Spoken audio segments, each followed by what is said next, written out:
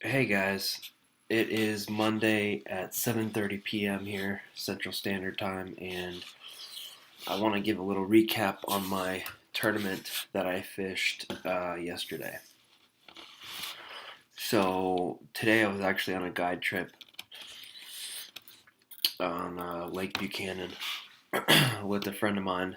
Um, he's about 16 years old. He's a high school fishing guy, so um, pretty worn out, and I'm also been sick, so forgive me. But anyways, yeah, this is the fishing report for this tournament on Lake Dunlap, and I'm trying to think what's the most important information to share here. So if you look at my Navionics that I have pulled up, of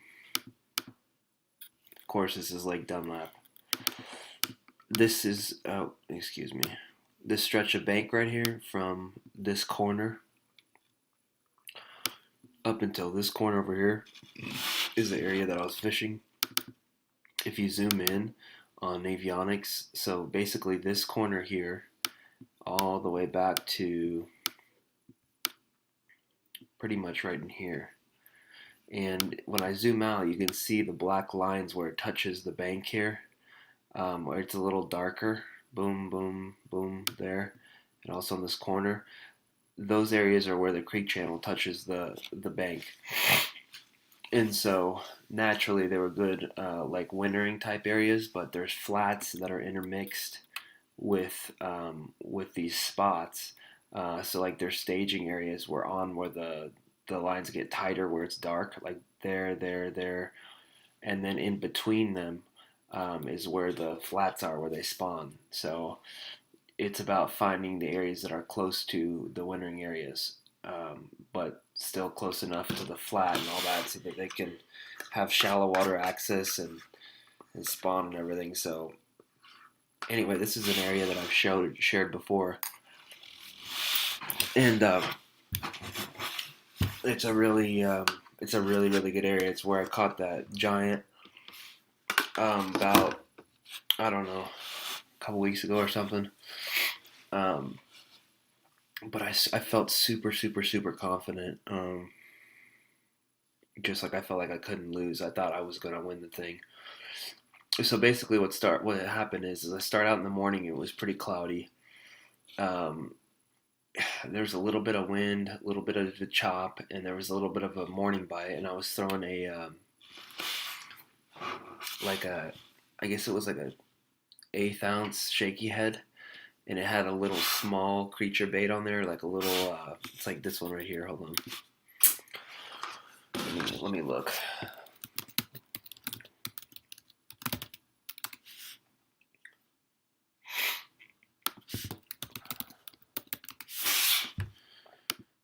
Uh,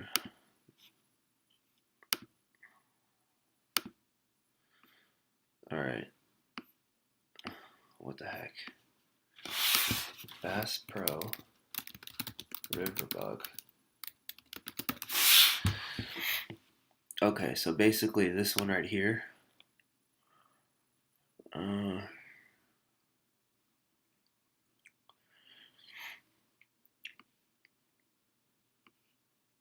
but I was throwing it, so it's a pretty short little, like a little compact bait. But I was throwing it in this color right here.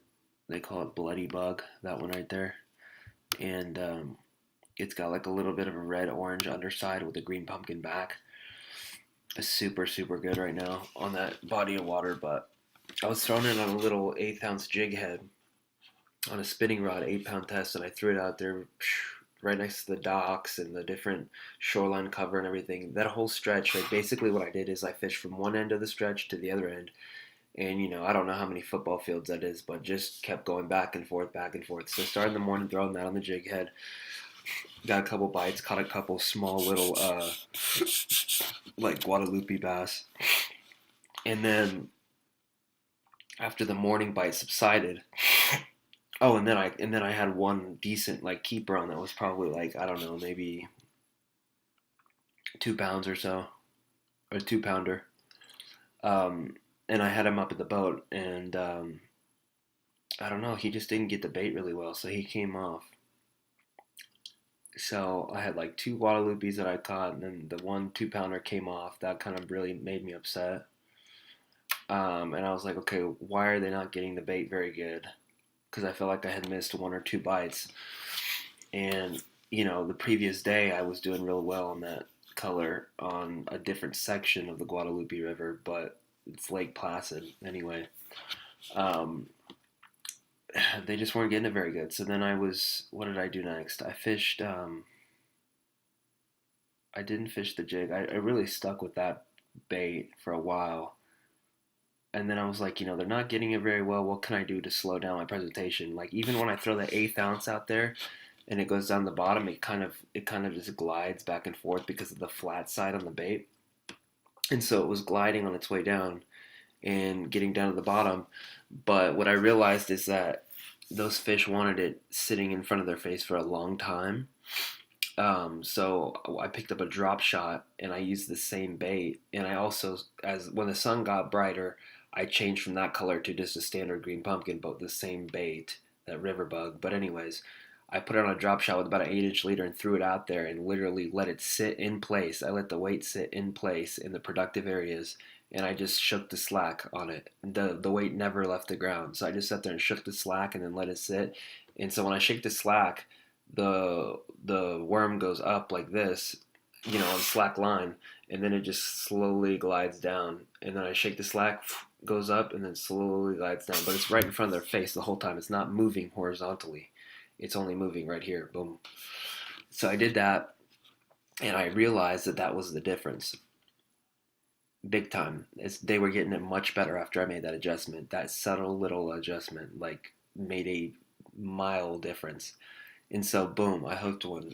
Good one. Good one. I've got him. Come back to the boat. I get him up to the boat. I'm fighting him. I'm fighting him. He keeps taking drag. I'm stripping drag off with my hand on the spinning rod. I get him out to deep water, and he's got it pretty good. I get him out to deep water, and I go to lay down, and I keep the rod up like this, and I'm laying down to grab him, and I go to grab him, and he shakes. He shakes and creates leverage with his head, and he shook off. So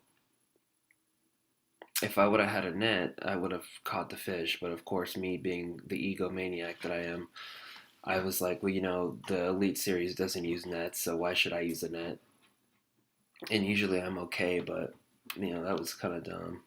But anyways, I lost him, and he was like definitely all of 5 pounds, if not 6. So that sucked. Um, so when that happened, that was after I had lost the 2 pounder of the boat. I basically didn't even say anything. I just put my rod down and I sat down in the boat, just kind of in shock. Just like, what happened to me? Put on all this work, and I've been catching giants on this lake, 8 pound plus fish.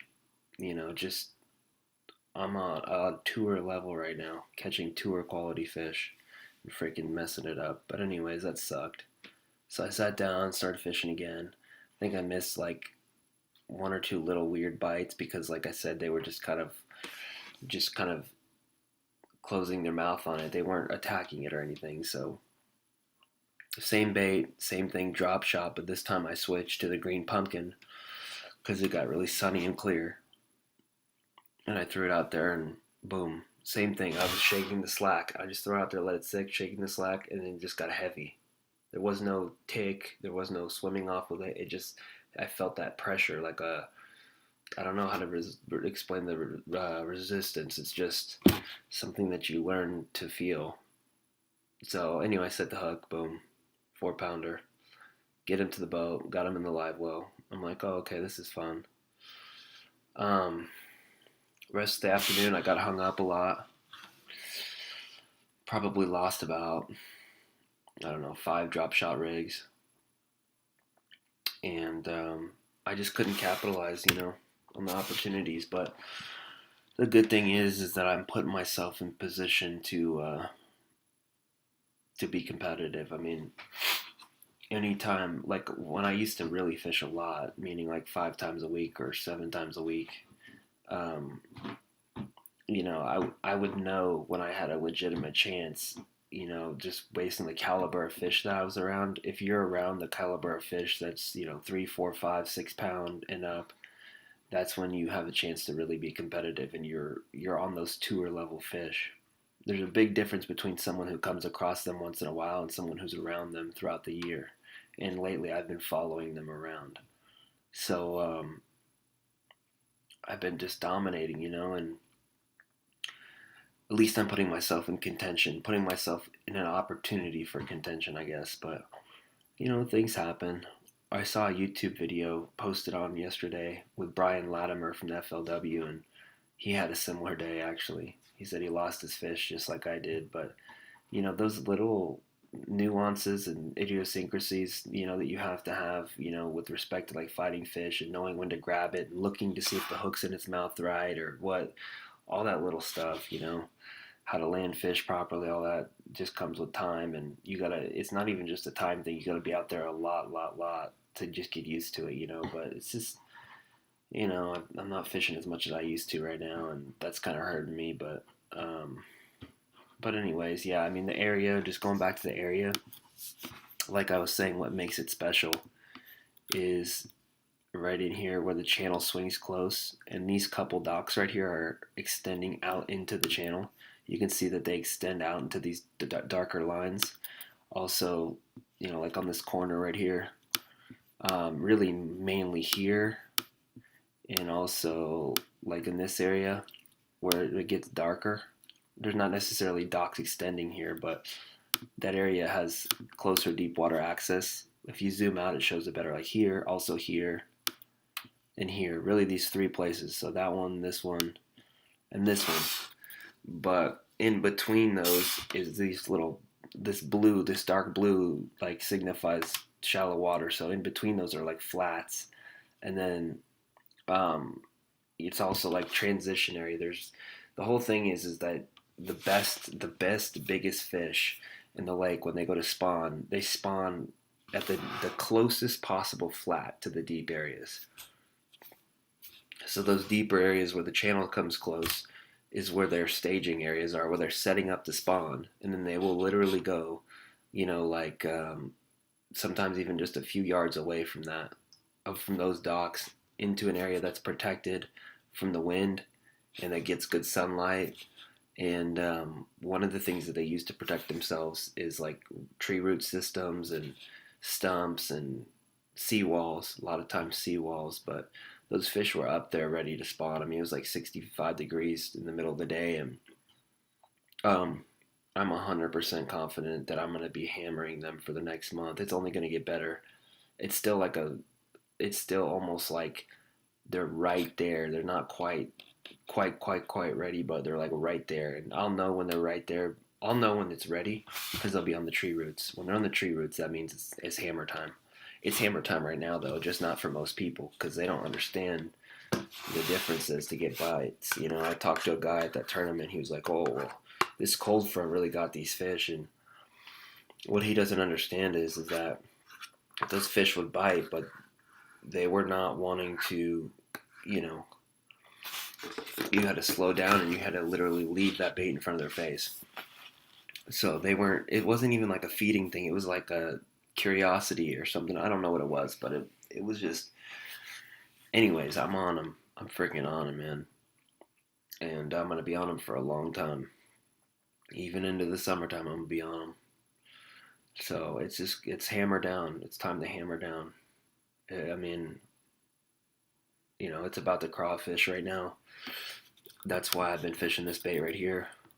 And also in the green pumpkin variety, I fish it like, what does this say? Pepper, hot frog, orange. What the hell is that? Blue craw. The general. This is the main one that I fish right here. That's a good one.